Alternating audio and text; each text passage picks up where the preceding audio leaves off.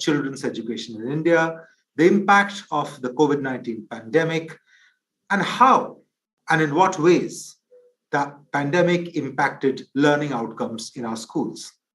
The discussion will be based on, though it will not be restricted to, Pratham's annual Survey of Education report, ASAR, which was released earlier this month. For this discussion, we are honored to have with us here Dr. Rukmini Banerji, CEO of Pratham, who better to have this discussion with. Dr. Banerji is the inspiration for and the pioneer of ASAR, today the country's most authoritative and informed survey of the state of education. She is also a columnist for the Indian Express and specifically for its Explained section. Dr. Banerji, thank you for your time. We are very grateful to you. Speaking to Dr. Banerji will be my colleague, Uma Vishnu. Uma has been reporting on education for many years and has in particular been tracking the ASAR surveys very closely. Today's Explained event is brought to you by our partner, Plutus IAS. My thanks to our partner. Thank you all for joining and welcome once again. Uma. Hi, Rukmini.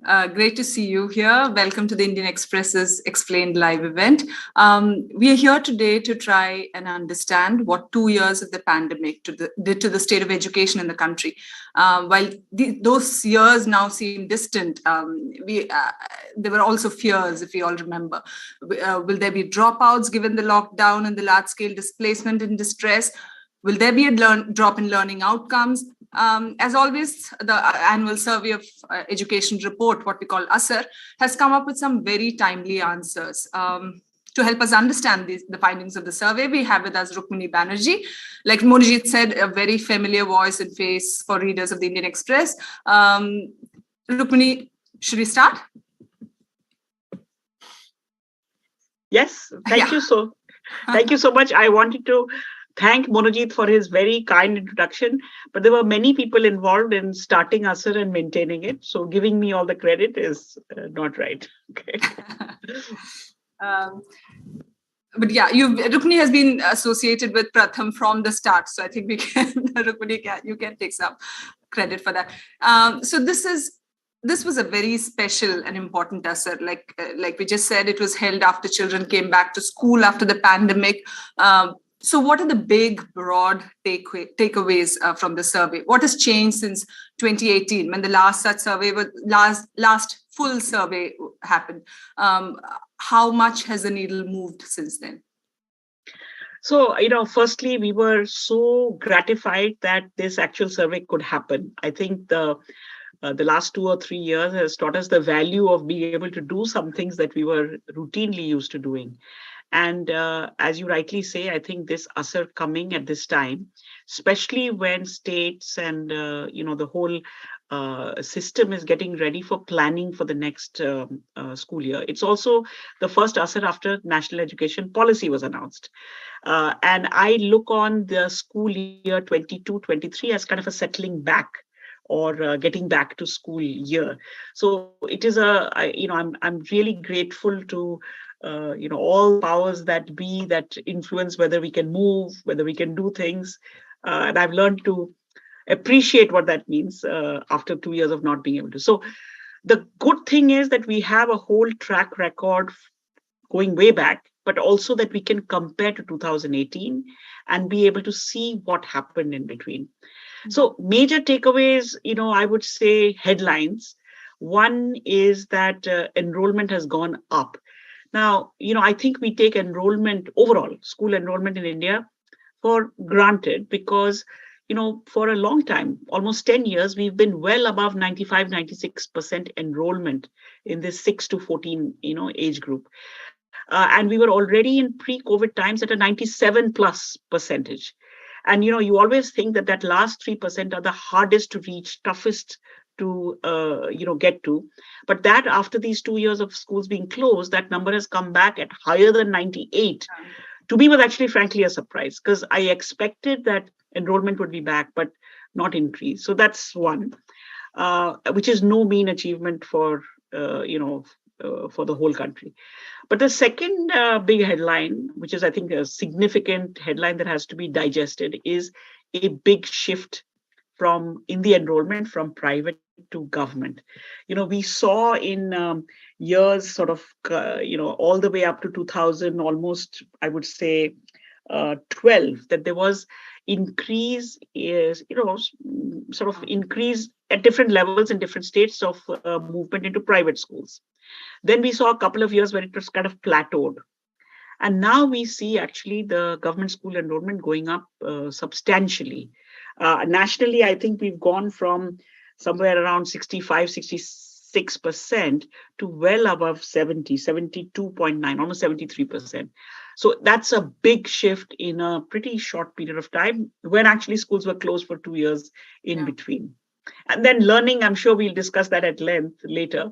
But there were, learning loss was expected. There is loss, obviously, because we have schools closed, that is likely to happen. But I think the variation in that loss is also quite interesting. So these would be my, sort of the top headlines, so to speak. Yeah. Like you said, a rise in rise in enrollment. It's now so almost all children are in school. Almost everyone's in school now, right? Is that it's about 98.4%. Nobody saw that coming, did they? Did you see that coming? See, I would say after the pandemic. So I would say that, we, looking back, I think we have to take our long run trends quite seriously, because the long run trend has been of, increasing enrollment and, maintaining close to universal enrollment. Mm-hmm. So I think I was surprised to see that, we still have room to improve, which means that, something has happened in these past few years to even, what shall I say, reinforce the faith in schooling even more. Yeah. The fear that definitely was around, and we had it as well, was that maybe the older children, there would be dropouts. Maybe the economic distress that a lot of rural families went through would translate into older children, not being come to school, whether either they're helping at home or helping at work, and particularly for older girls. Now that you don't see that in the data. So as far as enrollment is concerned, we see that children not only have come back, but they have come back and, have come back in the out of school numbers have gone down, even for the older age groups and even for the age group beyond the compulsory age. So if you look at the 15 to 16 girls numbers, even those, the out of school numbers have come down. So this, to me, is I feel in some way the big resounding support across the board that schooling is important for everyone up to the compulsory age, and now looks like even beyond. So it just occurred to me now, could it be that some of this rise in enrollment, does it have anything to do with people moving from urban areas during the pandemic and moving to rural? Since ASAR is a rural survey, could it be that, the rise in employment is about children moving from urban? Does that migration reflect in this rise in enrollment? It's hard for us to say, because as you said, ASAR is a rural survey. And, who was there before and who has come recently, we can't say, because we didn't ask that. But it does raise the question, which we are asked often, that how long will you be a rural survey? India is a urbanizing country. And what is happening in, not just in Delhi or Bombay or Calcutta, but what is happening in, district towns, block towns, that is not getting covered. The other thing is, for sampling, we use the census data. Now, the census data that we can use is 2011. We are at 2022. A lot of changes happened, spatially in terms of especially urban, rural. And even when the census happens, for example, we were able to use the 2011 data, village, whatever, the actual village-wise data, that data became available only several years after. So, so I don't know when the next census will happen, but we need it because India has changed a lot. And, to be able to look at, how many areas, how many districts have become even more urbanized and so on and so forth. So there is certainly a need for focusing on what is happening in urban areas. And ASAR is not able to do that, at least this ASAR. Yeah. So, and the other point that you spoke about, the drop in learning outcomes, most people saw that coming, but this is bad, isn't it? We've gone back to, reading has gone back to pre-2012 levels, the report said. So so from here on, how difficult does this journey look like to you? Before going to the learning levels, Uma, I want to talk a little bit about attendance. Yeah.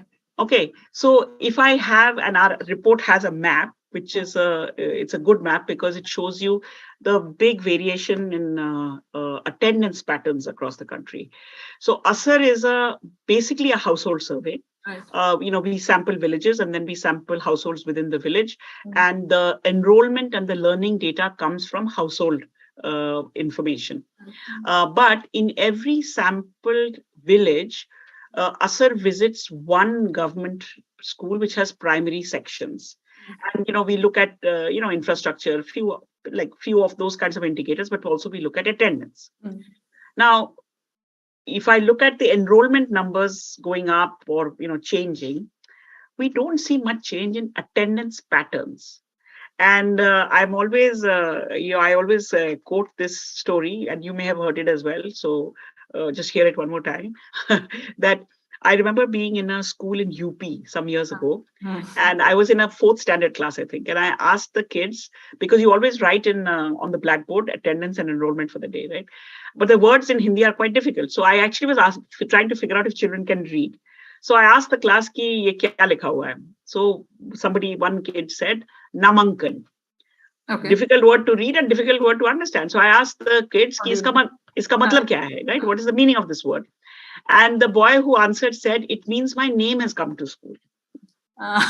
Okay, and then the next one is upasthiti, which is also a difficult word to read. So I said, okay, what is this? And they said, whatever, upasthiti. And I said, uska matlab kya hai? And the boy said, uska matlab ki main bhi aa gaya hu. So I feel like this attendance pattern is something that now that we have very high enrollment, we need to look at attendance much more seriously, because we have states where there is not much difference between attendance and enrollment. Right. A lot of the southern states, a lot of the western states are like that. But we have several states in which average attendance on a given day is at like between 55 and 60%. Which poses big problems, because your name being in school doesn't help your learning. You have to be in school as well, right? Yeah, right.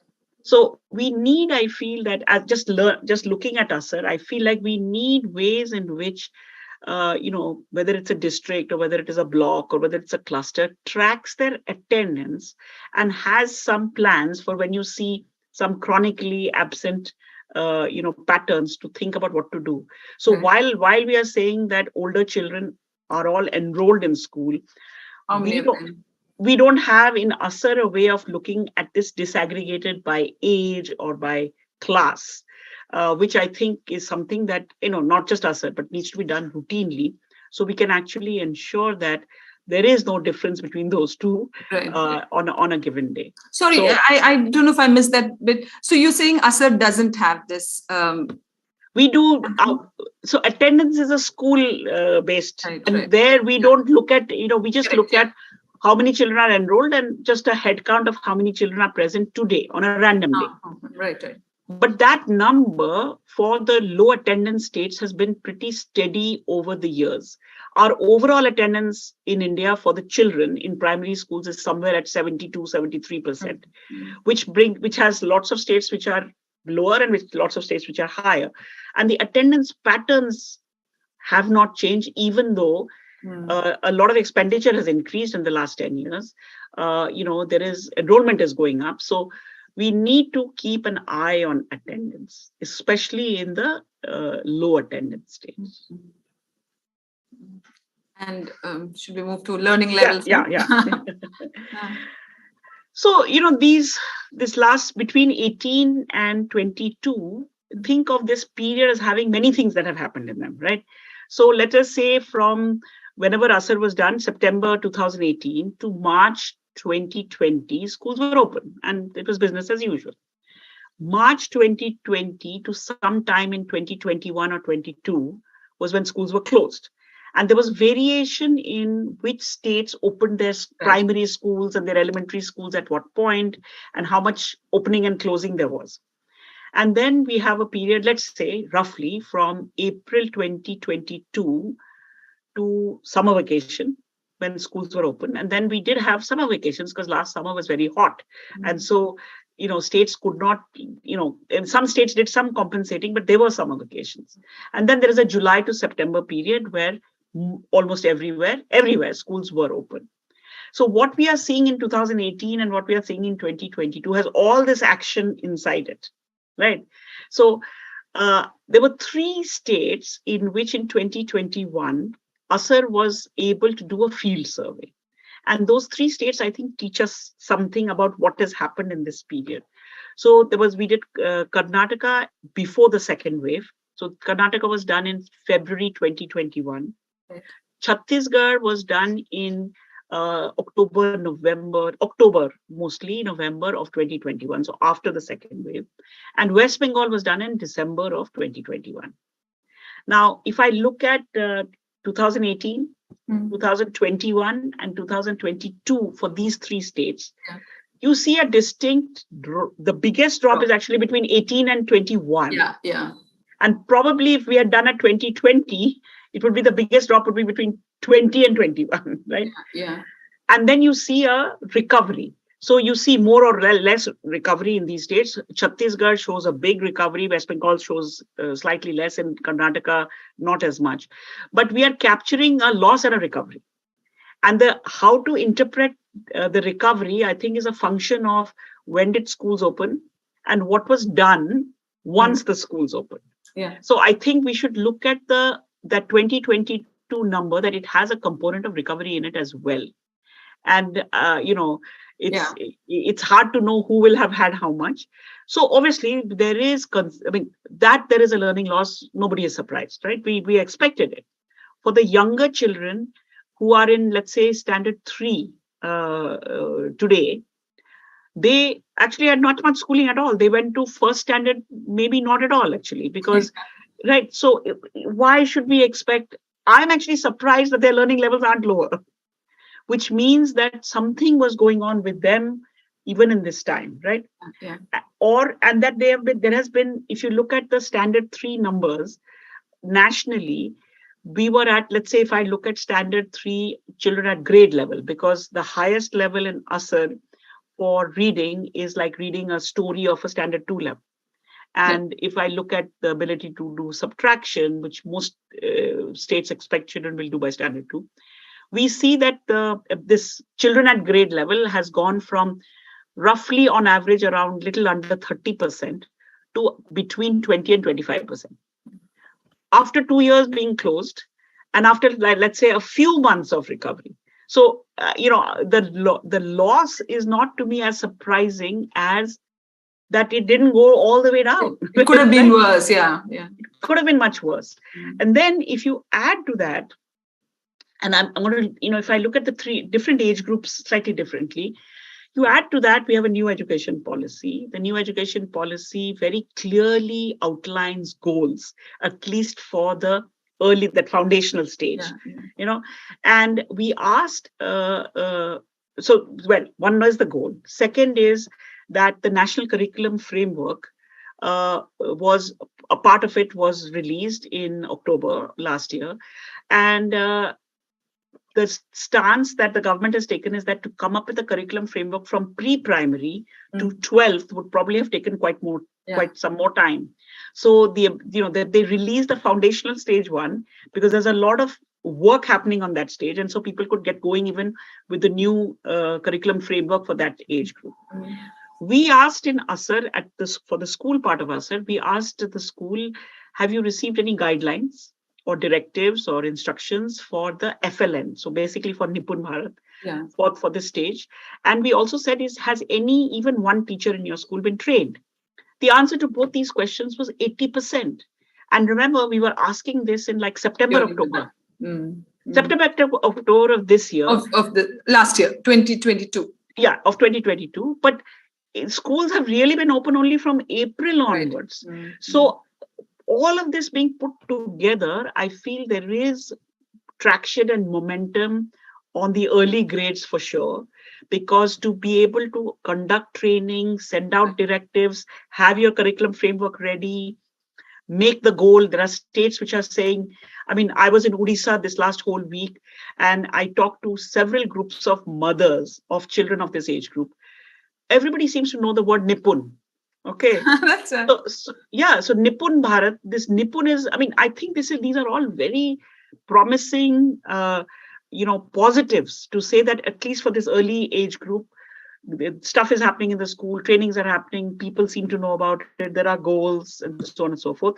And we've slipped from the national levels at a certain point, that say, but a little bit only. And because these are young children, so there isn't a long way to go. Yeah. Conversely, for the especially for Nipun Bharat, which I think is a key part of our new education policy and a very fundamental part of it, we were at in pre-COVID times at, like, say, a little under 30% children being at grade level. Yeah. Which also means 70% being below that level. Correct. Yeah. And this is in the first 3 years of school.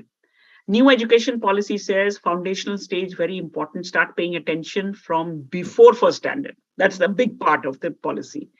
And if in the next 5 years, whether it's 2025 or 2027, we have to take this number, which today is at 25% to 100, a huge big jump has to happen. Business as usual won't do it. Yeah. So ASER results for the pre-COVID time, if I look at it from 2012 to 18, there's been incremental increases in learning.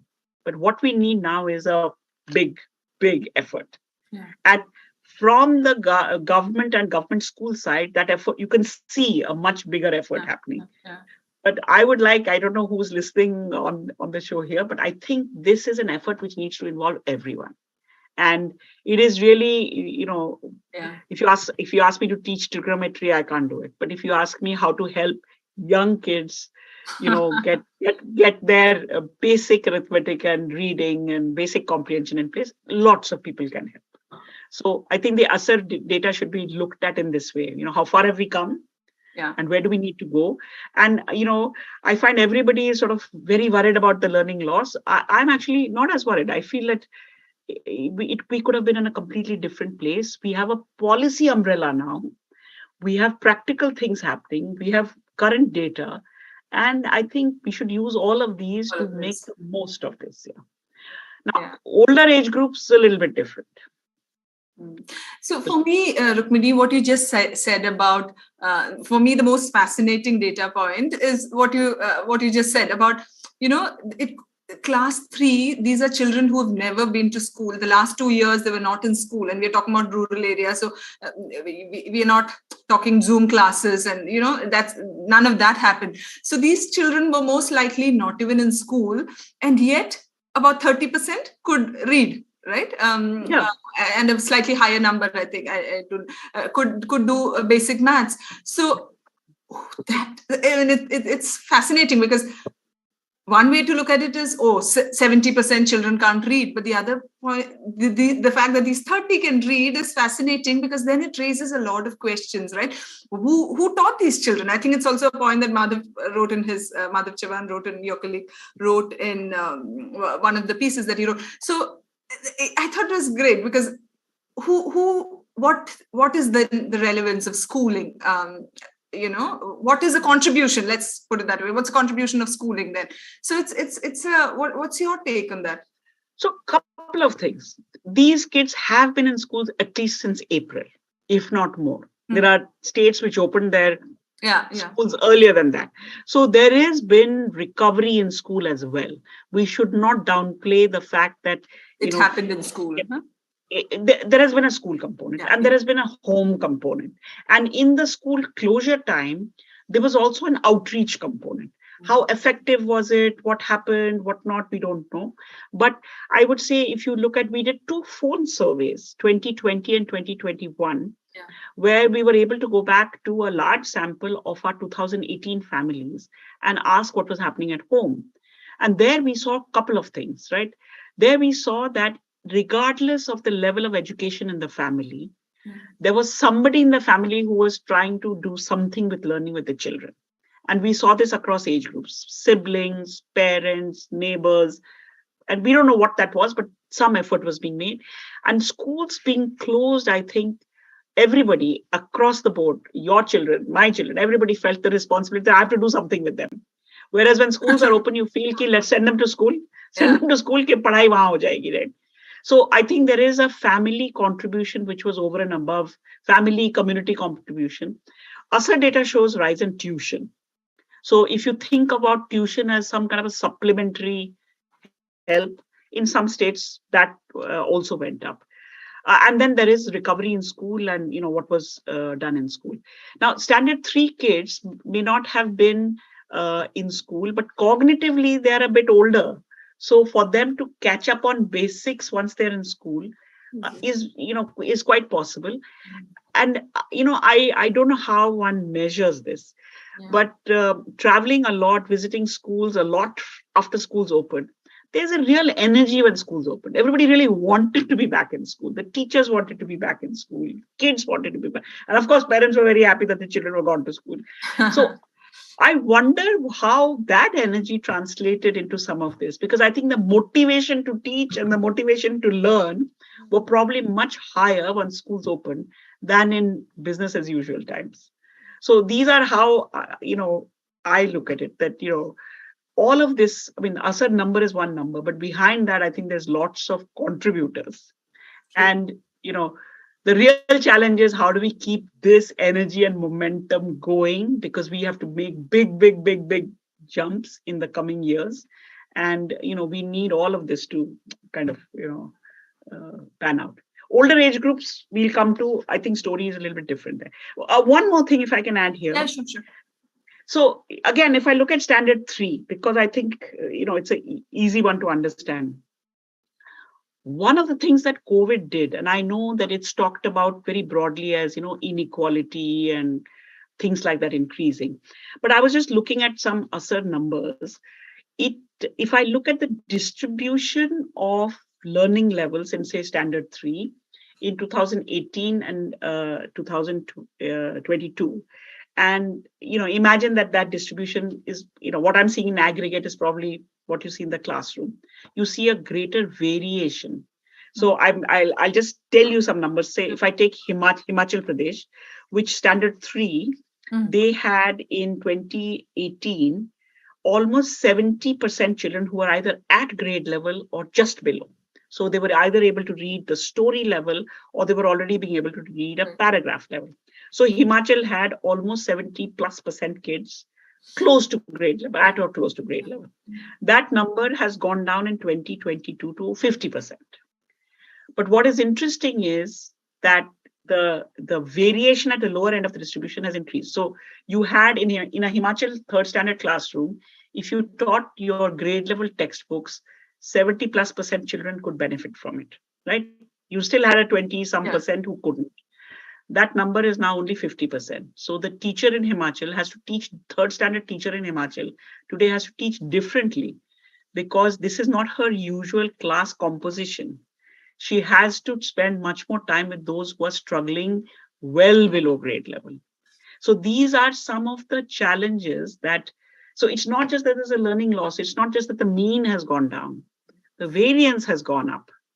And therefore, in this variance going up, how do we cope with a more varied, set of kids that we have to teach is something that we have to grapple with.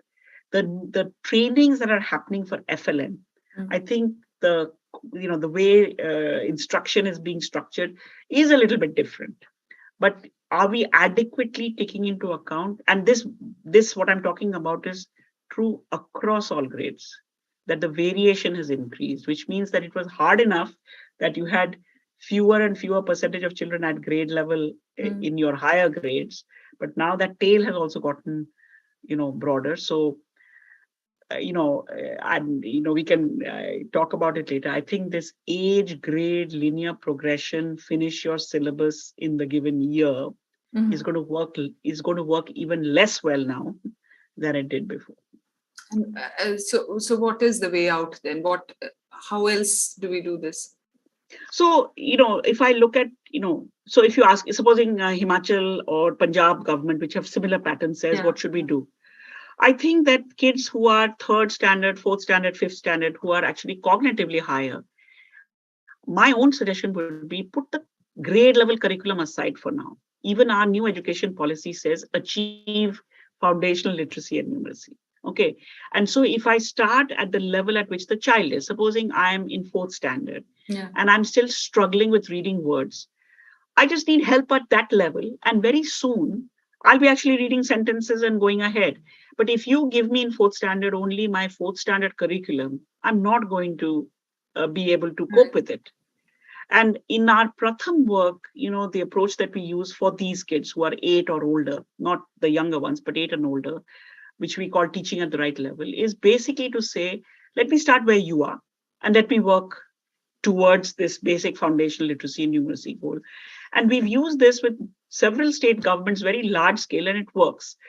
But you need to put your grade level curriculum aside, even if it is for an hour or two a day, to help these children. And when you do that, they pick up very quickly. So it's not an incurable problem or anything. You just need to pay attention to who needs what and then move from there. Right. The other thing the other factor here is you mentioned that the role of the community, the role of mothers, and successive assert studies have been showing a steady rise in is that true? Proportion of mothers were educated up to some level, or parents. So how big a factor is that? So again, we have to look at it state by state, because there are there are variations. But think of it this way: I always like to look at the 8th standard as a as a kind of a benchmark. So if we look at it and if we use sort of DICE data or the available data on enrollment for 8th standard, if you go back and look at 8th standard enrollment, let's say in 2008, okay. What was it in India vis-a-vis what is that age group? Mm-hmm. So again, I'm using very broad projections. If I use 2011 census data to say how many children in each age group in India, very broad number is 25 million. Okay, plus minus, but 25 million. So if there's a 25 million number of say 14-year-olds or 15-year-olds, whatever the age group in 8th should be, in 2008, that number enrolled in school was somewhere around 11-12 million. If you look at that number in the last DICE, it is close to 22-23 million. So in this 10-year period, we have gone not only universal enrollment, which we are now kind of used to that number, universal enrollment. Yeah, but it means that any child who's coming to school is staying till 8th standard. And even if learning levels are, whatever they are, being in school is also developing you in many different ways. So somebody who was 15 in 2008 is today, let's say, well into their late 20s. So mothers of, especially of the younger children who are, let's say, today in that foundational age, 3 to 8, have mothers who have some amount of schooling, because they are the beneficiaries of universalization of elementary education. Now, if you look state by state, and I don't have the numbers right in front of me, we have to factor in that there are educated people in the house, and maybe not very highly educated, but schooled people at home. And so we need to bring them in. And you look at what they did in COVID, and you look at everybody's learning has slipped, but not slipped that much. Somewhere these educated people in the family played a role. So how do we incorporate contributions from them?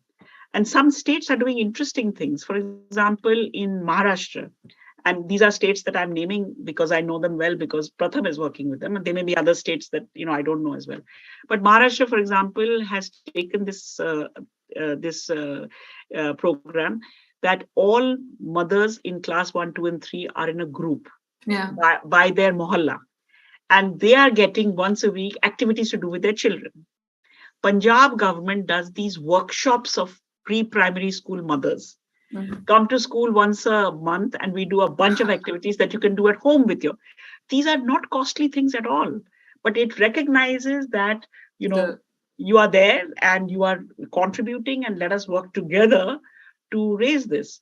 So, I mean, we in Pratham would really, are hoping to measure that if you have very active family engagement, how much does that kind of, reinforce and support? And we do budget allocations for teacher training. How about doing a little bit for sort of this parent engagement part and see where it takes us? Mm. And the other, again, when we talk of community engagement, etc., what about tuitions? How, again, they're a much maligned system, because you the minute you say tuitions, it's almost like it reflects the state of education, etc., schooling in India. But how, I mean, what kind of a role did they play during the pandemic? Again, hard to say. We can only say what the quantitative trends that we see. Now, if I look at a map of India, and you think about, and I think we have it in the ASA report, there are parts of India where private schooling has been a part of the education landscape, generally north and west. Himachal, Punjab, Rajasthan, UP has traditionally had higher private school enrollments, and very low tuition. These are not states in which there is high tuition. And then you have our eastern side, which has very low private school and very high tuition. West Bengal, Bihar, Odisha, high tuition, no private school.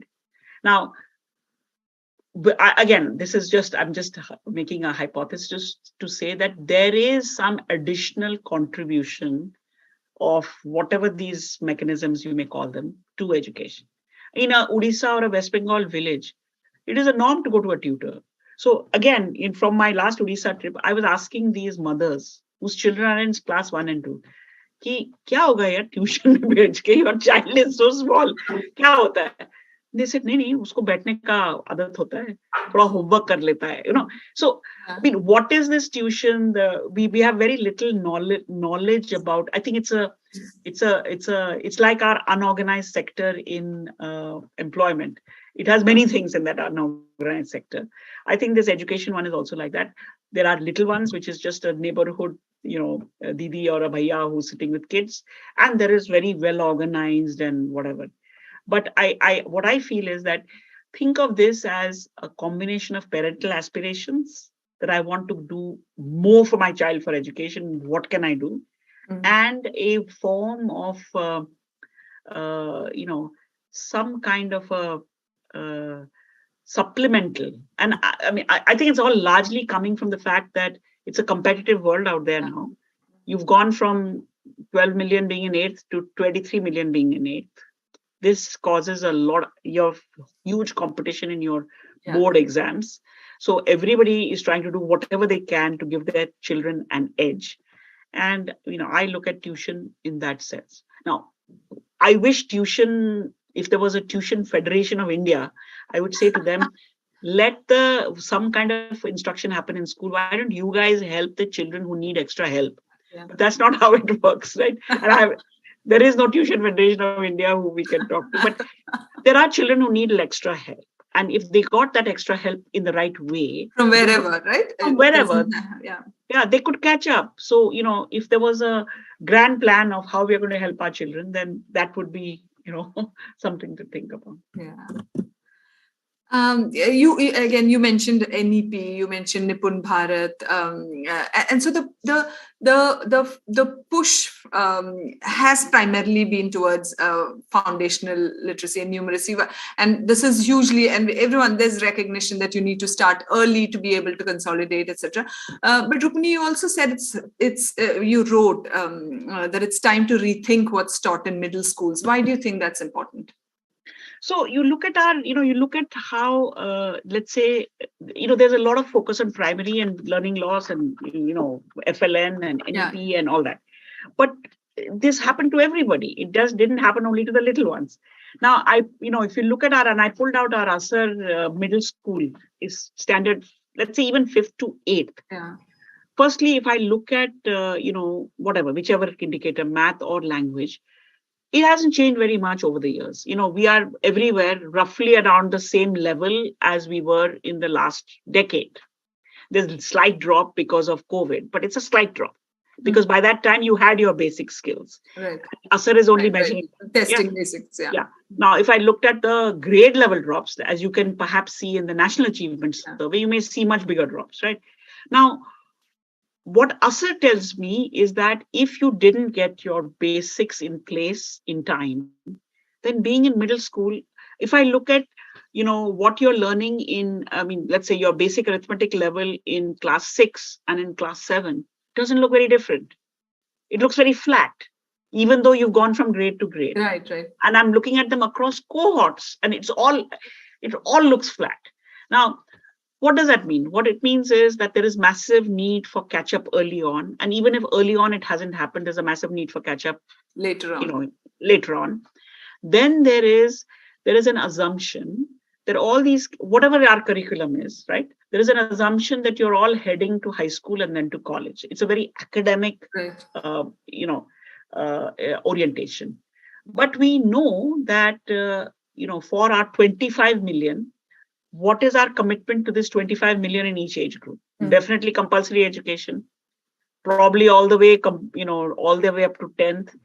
Most everybody wants to go to 12th, but what is it that we are learning that is going to help us academically, but also in life and in work? There's none of that there.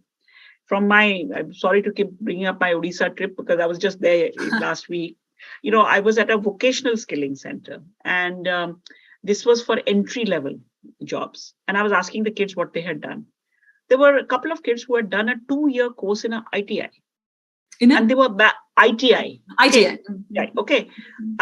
2 years, paid 30,000 rupees. It was a private ITI to go there.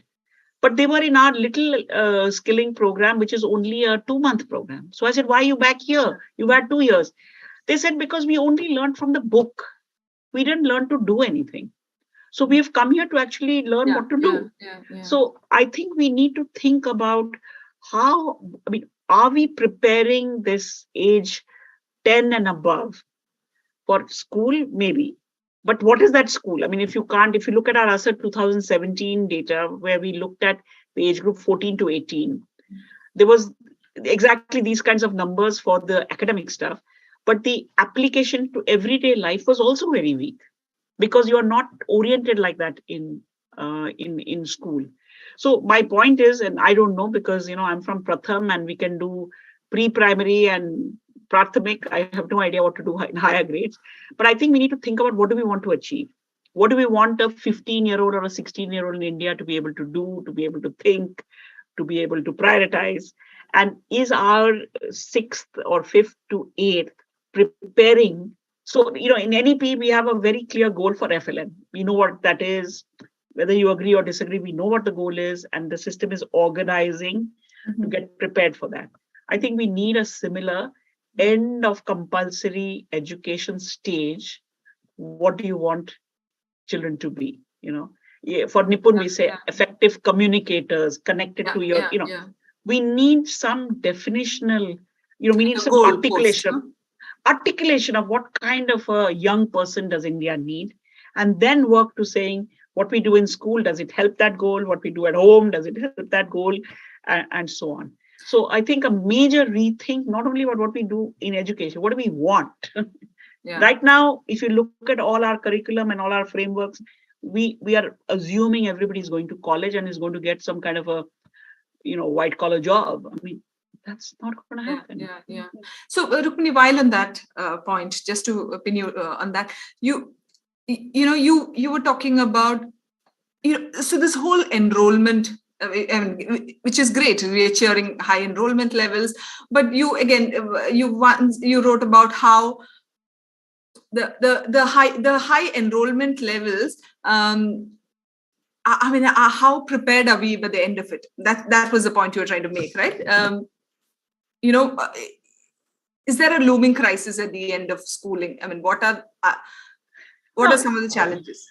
See, I think that this intense competition at the high school level, 10th, Are you passing 10th? What are you supposed to do in 10th? Cramming, coaching, all of this is, I think, only going to intensify, because now we've established universal staying till 8th and almost till 10th.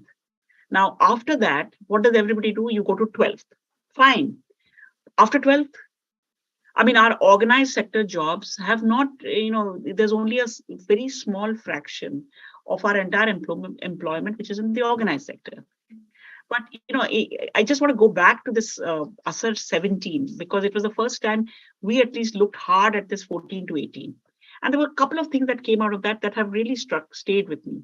One was that 85% in that age group was enrolled somewhere, school, college, correspondence, something or the other.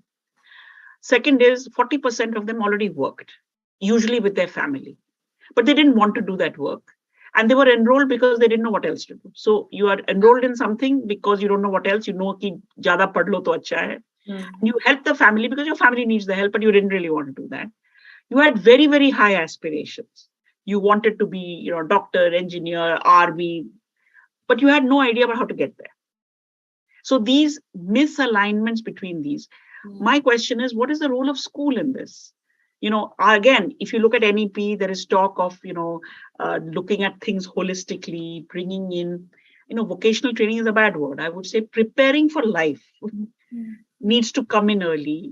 There is increasing thinking around what is life skills. But the crisis is not looming. I think it's here, is that we have such high aspirations, but we aren't preparing children for doing many things which are possible. We have a big focus on individual excellence. Tumko kitne marks mile. I mean, I have examples in my own organization of people who didn't do particularly well in their school exams, are fantastic at work. But I don't have a way to, when I see your CV, I have no way to distinguish, who you're going to be. So how do we create a whole young cohorts who are prepared for life, prepared for work, and are able to show it? Right now, there's only a mark sheet. I mean, you ask me, I have a PhD to solve some trigonometry. I can't do it. So, I mean. So I think it's time to take audience questions now. I have a list with me. Mudita Gupta, is Mudita here? Mudita is from Plutus IAS, Senior Counselor. Yes, ma'am. Am I audible? Yes, you are. Please go ahead. Good evening. I am Mudita, working as a Senior Counselor in Plutus at Plutus IAS. And hereby my question is, what changes can be made on the ground level for all students' mental health? Thank you. I'm not a, I'm not a, I don't have any knowledge of this, but I do think that some ways in which you can reduce pressure on children, especially related to exams, or, you haven't, done your tests well.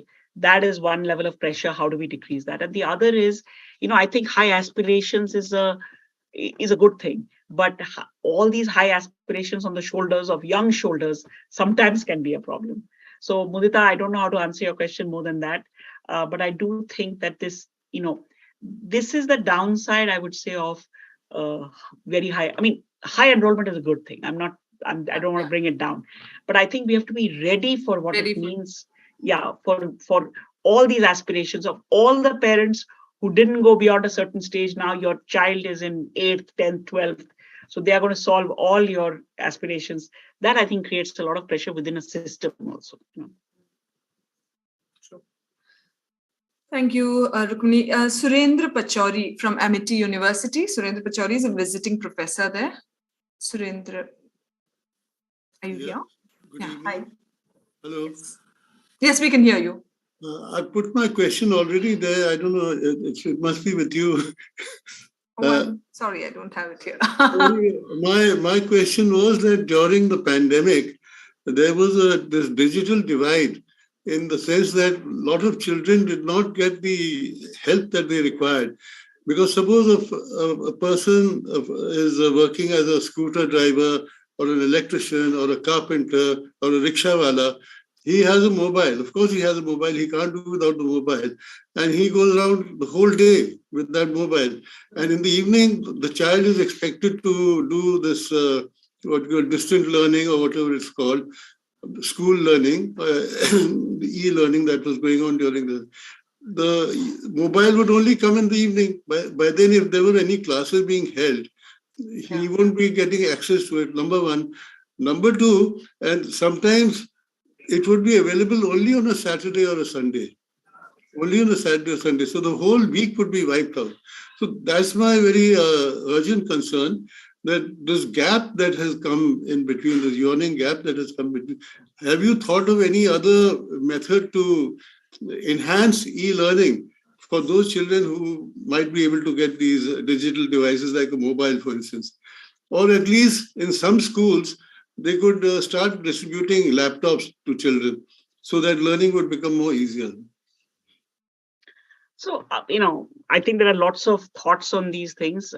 Again, if I just base it on what we've seen from our data, the 2 phone surveys I talked about during COVID, a couple of things along these lines came out. One is that while there was an increase in smartphones in families, the access of children, especially younger children, to the smartphones did not necessarily increase. And exactly for the reasons that you say, that, the smartphone is usually in the custody of the earning member who is out there doing, whatever they're doing. But on the other hand, a lot of primary schools, rural primary schools, did not even attempt to do online in this way. There was usually something sent on WhatsApp or something sent on an SMS. And a large number of schools, again, locally, this knowledge is there. It may not be there in an aggregated way. Teachers made efforts at a local level to do various things, which should not be discounted either. For example, I was talking to a district in Himachal, and because the houses are quite spread out, and maybe Himachal was not as affected, especially in the rural areas with COVID, teachers actually went door to door and gave worksheets, textbooks. Governments across the board distributed textbooks even in the first year of COVID. By September, many states had distributed their textbooks. So I would say for a bulk of rural children in primary grades, I don't think e-learning was even an option, and I don't think anybody tried that. But there were efforts to do things on radio, to do things on TV. And I think we should learn from those experiences to say that if ever we have to do this again, what's one way to do it? I certainly think that your idea of, school, like say, I think having a digital device library in a school would be a good thing, whether that's a tab or a laptop or whatever, I don't know, but a collective, something that can be distributed and shared rather than everybody individually owning one, which may be difficult to do. So, what have we learned during this time? What school by school, district by district, what was possible? What can we beef up? Certainly, digital capability of all teachers across the board, government school teachers, has gone up because that's what they had to do. A lot of the trainings that the teachers have received. So putting all this together, I think reasonable, doable things that can enhance children's, whatever instructional work they're getting, without it all depending on the family's ability to provide you with the device, needs to be thought of. I hope that answers your question, Mr. Pachauri. Mr. Girish Chandran Pillai, ICFAI Business School. He's a professor there. Mr. Pillai, are you there? Yes, ma'am. Yes. First of all, hi, Uma ma'am. Thank you so much. Rukmini ma'am, first and foremost, my real appreciation to the work that Pratham has been doing. We have the highest regards because I think as someone who is very closely associated as part of a temple trust running school for underprivileged children, I think whatever website models that you have kept, has helped us to at least measure, and attempted to measure what's going on with our school children. Again, I'm re-emphasizing on this word attempt because I'm sure my principal is also here. Where we need support, ma'am, is because it's a private, non-aided school. and it really boils down to the donations of citizens all across. How do we get a TTT done for our teachers to measure where we are? Because in government schools, probably as a mandate you go ahead and do it, but even if you get data or even if you get formats, it is not easy for us as trustees or members to really do the TTT, which I think is a very specialized aspect, even though it looks simple.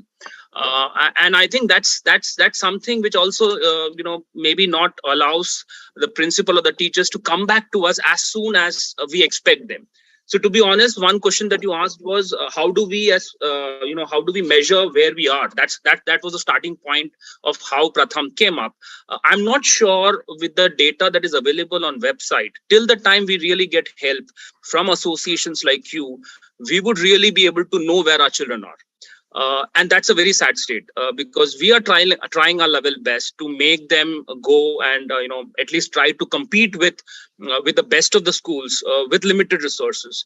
But if you can find us a way, or you can at least help us to know whom should we contact, how do we get resources, at least to make this happen, and then also come in the streamline of being judged, evaluated. And that's how we'll grow. Anything that doesn't get measured doesn't get done, is the normal mantra nowadays. So if you can help, ma'am, of how do you tend to support schools like us? That's the first part of the question. So, second part is, ma'am, if I may allow. Should we let Rukmini answer the first part? So again, I would say that two things. One is, on the Asar side, I would say that it's not just Pratham. There is more than 500 institutions across the country, one in each district, that actually carries out Asar. And one of the reasons for doing this architecture this way was that we need local know-how to increase as well. So for example, your question, I could direct to somebody in your district to say that at least what Asar does, the tools, the methodology is all publicly available on our website, because we feel that this is something that is, I think, fairly straightforward to do, may need a little bit of training. I can direct you to my website, but I can also direct you to whoever did Asar in your district, because those people have actually gone out and done it. As part of Asar, since we go to 30 villages in each district, we enclose, and I mean, this may not be useful for you, Girish, but I'm just putting it down in general. We give a letter to each sarpanch and to each school principal saying what Asar is and attaching the tools, so that Asar is a sample-based household survey which is done periodically. But you can take that tool and do it with your village children, your mohalla children, your school, because it's quite easy to figure out what the answers will be.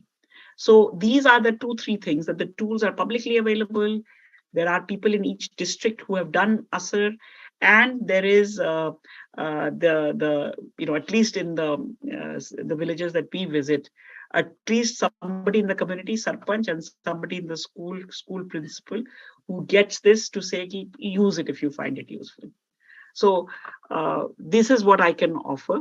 I would say that last year's Asar had 260 plus district institutes of educational training who participated, which is the government's teacher training colleges in each district. So, to what extent they can be helpful or not, I can't say. But I think approaching such schools to say, can you share with us what you can do, or at least tools, or at least a little bit of training, might be another way to do. Bismillah, do you want to ask the second part of your question? Maybe. Yes, the second part is once we get the data, how do we then change this? Which is the harder part. Based on your experience, what all things do we need to do as management to make this happen and make them at least achieve the levels that we want to achieve with these children? So one is, I would say that to achieve these Nipun Bharat goals, there is a lot out there right now. I think, I don't know whether you have access to Diksha or not, the government portals which have a lot of content on it. For the standard 3 and above, at least to achieve the basics that Asar talks about, again, I feel like there are ways. I mean, there is a method that we are teaching at the right level. UNICEF has actually created a hub called the FLN Hub, where all this material and these methods can be there.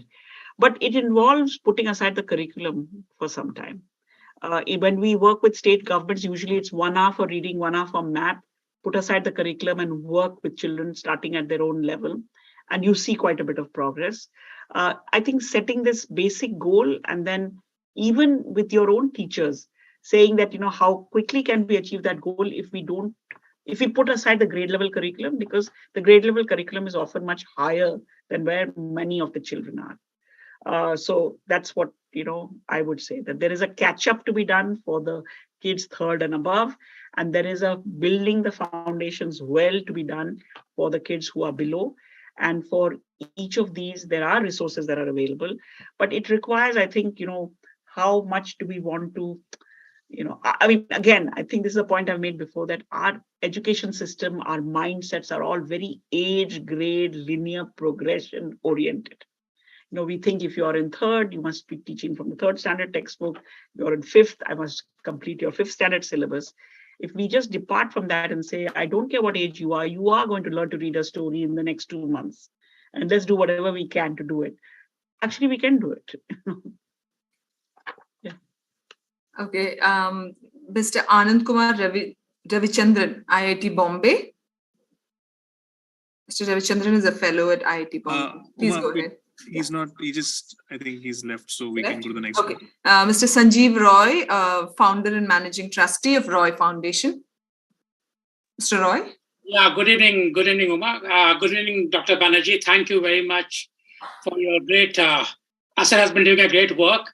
Ma'am, my bread and butter job is I work for European Union in higher education and skill development. But my foundation, I started 6 years back. And this is from time to give back. And especially I'm working in Bihar because I come from Bihar, in a district called Samastipur, block Hasanpur, village Rampur. So ma'am, just to come to your question, as Uma started by asking you, how much has the needle moved? Had she asked me the same question, I would have said, Uma, the needle has broken. Ma'am, now I adopted 7 schools at a primary level and a middle level. And I wanted to impart the students' life skills, as you talked about. I told them, let's create a community within the 7 school. We'll play sports. We'll talk about story. We won't talk about studies. And it was going very well. And then the COVID happened. And because my foundation being at a very naive stage, I could not handle it. We broke down. And now when I went back, ma'am, so I realized the students were now in this primary school, KG 1 to 5. So there are 3 teachers, and all the 3 teachers are not the 3 teachers who have been appointed. They are doing their business. So I don't know what your report, does it look into that aspect? So 3 people who have been appointed are by 5,000, 7,000 rupees. Now, so there are 2 classes happening. That's it. You combine all of them together because they realize that you missed the school when you were in standard 1. Now you have come to standard 3. The students who are supposed to be in 5th, you also come back to 3 because you didn't do 2 years of schooling. Mm-hmm. So I was like virtually in tears when I saw this was happening. And then the students, ma'am, who were in 4th in 2020 March, right? So I was looking forward to take them to the middle school and really make a meaning with them. So they, in these 2 years, the boys have lost their way. Girls still try to hold on to the Sarkari school. And what I noticed, ma'am, in the village, which is a very remote village, what you said that the survey tells you, of course, it has to be true because it's all India. Even in Delhi, I can see people are moving from private to the government. In that small, tiny village, people cannot afford. They are moving from government to private. So mushroom, what has happened, COVID is, private schools have mushroomed around the corner and the people have started sending the kids. So what is your take on this, ma'am? And to help me how to take it forward.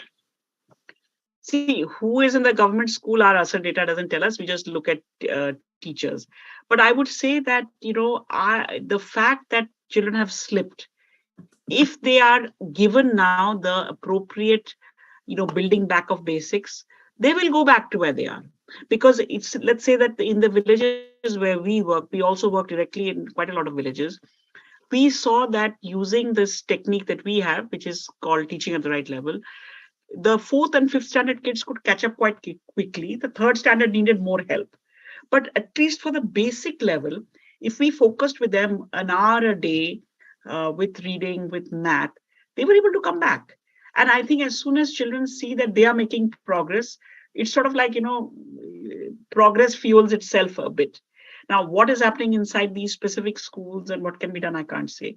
But what I can tell you is that through the last year, especially, for example, last summer, we did a lot of volunteer mobilizing to say, can an older child in a village, even during the summer holidays last year, help the younger kids with some of these? And there was a good response to that. So I think that, we have to accept that lots of things have happened in the last 2 years. But where are we today? And how can we move and go forward? The needle can be threaded again, and start. And, I think with energetic people like you, I'm sure there will be ways that these 7 communities, schools, whatever, can move forward again. Thank you. Thank you, Mr. Roy. Thank you, Rukmini, for that very optimistic threading of the needle. So now I'm going to misuse my position here and ask you one final question, because I can't let you go without asking, what are the lessons we need to remember from these 2 years of the pandemic and retain? So there were lessons learned, there were things we learned then, but what is it that we need to continue to remember and retain from that time? And because we seem to have forgotten quite a few of those lessons. We've not just our masks, we have forgotten other things too. So how can we? And I think that one big lesson is that somebody did something with learning throughout. I think that so I think focus on families, focus on what can happen not only in the school, but also at home is really important on learning. I think there was involvement in schooling on the family side, but this interest in learning and how to do, we call our method teaching at the right level. But I think what we learned during COVID was reaching at the right level. Who can we reach, who can help in this? And we found, even from remote, we found lots of people. So there is, we do have 4 billion people. And there are people here who can really help in this. Some are in school, some are outside, but you need to, hold hands. The two other things I would say is, and I don't think that's my point that I'm going to talk about has been particularly well documented. I think schools usually work in a very centralized fashion. There is there's a curriculum, there's a syllabus, there is a way of operating, particular time for exams, particular time for periods, and so on. I think there was a lot of decentralized activity in this time. And because we are not tuned to picking it up.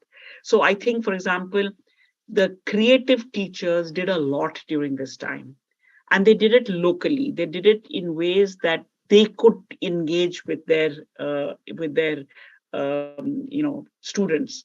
But there's no way of picking it up. I think even on the digital side, I've seen lots of examples of what teachers created and sent to their kids. And they did it kind of, locally on WhatsApp. What is a way of capturing some of this, looking at what worked well? When should schools open? These were all very high-level centralized decisions.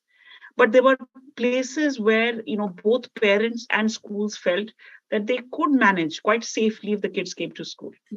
Yeah. So I think that another lesson is, how do we look at what is a reasonable way of decentralized decision-making, which could be helpful, not just in emergency or disaster times, but in other times?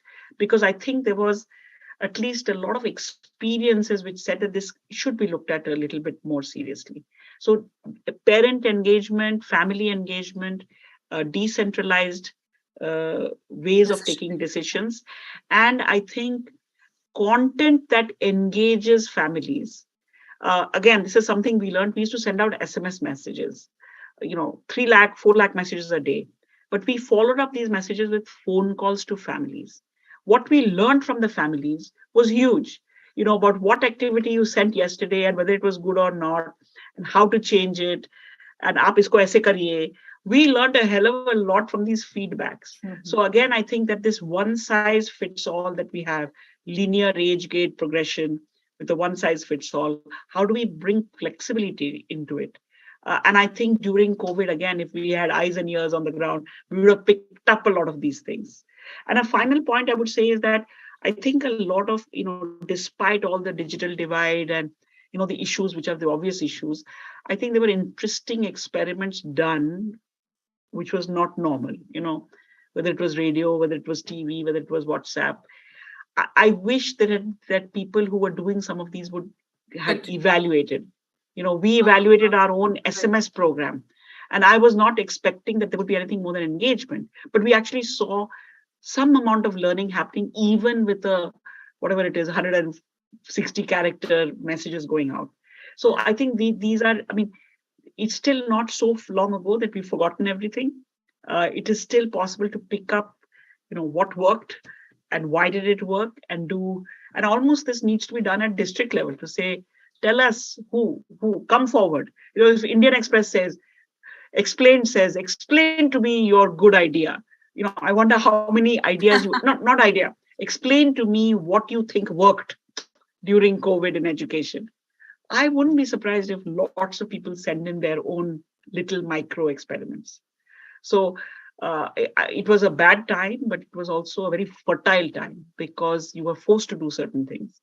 And how do we, capture things that we don't know of that time? I really don't know how to do it. But I think locally, I think there's a lot of examples. Thank you. Thanks, Rukmini. Thank you for your time. It was lovely having you here. We could go on and on. But Monijit, you... Yes, I thank you so much. This was so very, very helpful. And we've had a really informed, involved, committed audience listening to you. And we have been doing these online lives for almost 3 years now. And this is probably one of the most informed audiences that we have had. And, as I talk to you, I have like 36 questions open. And all these people, they all want to talk to you. I really wish there was a way to accommodate. I don't know how to get around this. Maybe Reynald, you would advise us on how we can get more people involved in this. And there are so many things. There are people who are asking about, parts from the survey, tribal, non-tribal distinctions, and girl and boy distinctions, etc. There's questions on the burden on teachers because of COVID. And we talk about the kids. What about the teachers? Yeah. And then the role, somebody asked about the role of Anganwadis in FLN and ECCE focus. There's just so much, and it's so lovely to see all of this. Thank you so much. It was so informative. Thank you for your time. It was. I hope you can come back and maybe do this again. Maybe write more frequently with us. Whatever. It was so nice. And Uma, wonderful as always. Thank you so much for helping this so wonderfully. And thank you finally to our partners, Plutus IAS. Thank you for everybody. I'm just saying thank you because that's the way I feel. That's about it. Yeah. So Monojit, along with the thank you, at least your 36 questions, because there was so much conversation, I couldn't even read one question. Yeah. But if you send us the questions, we can certainly try to see to what extent we can answer it. And you probably know the emails of the people who are saying this. Yes. And from my side as well, to have 300 people listen in for a whole hour, hats off to all of you. This is my passion, but it doesn't have to be your passion. So I'm very grateful to all of you. Thank you. Thank you. Sure, education is everyone's passion. We all have. Yeah. Thank you. Thank you. Thanks a lot. Okay. Bye. Thank you.